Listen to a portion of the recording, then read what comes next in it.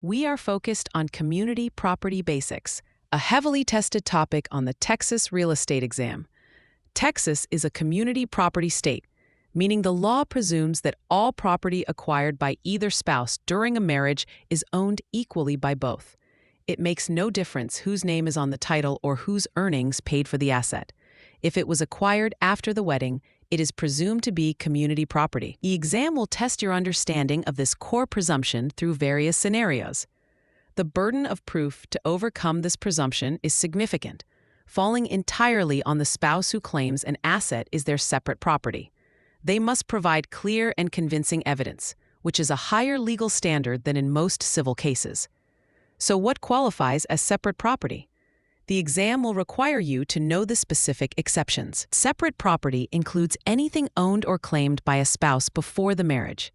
It also includes assets acquired during the marriage, but only if they were received as a gift, by devise through a will, or by descent through inheritance.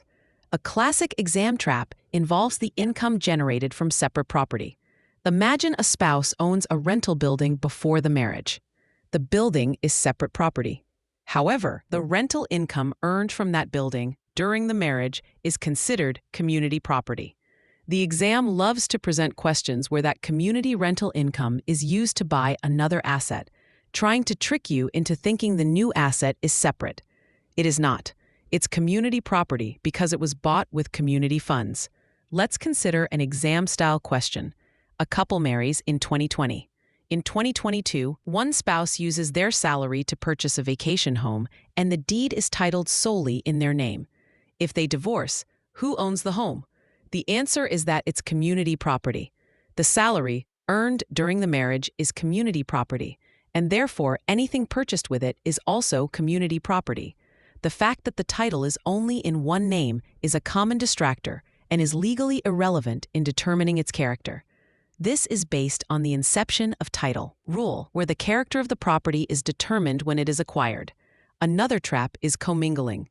This happens when separate property funds are mixed with community funds, for example, by depositing an inheritance into a joint checking account. This can make it very difficult to trace and prove the separate nature of the funds later on. For retention, use this mental shortcut. If it wasn't a gift or from the dead, it's community property instead. This helps you remember that gifts and inheritance are the primary ways to acquire separate property during a marriage. As a real estate agent, this knowledge is critical. When you take a listing for a property that is community property, you must have both spouses sign the listing agreement and the sales contract to create a valid transaction. For free practice questions, AI-powered explanations, and more exam prep tools, visit openexamprep.com. That's openexamprep, all one word, .com.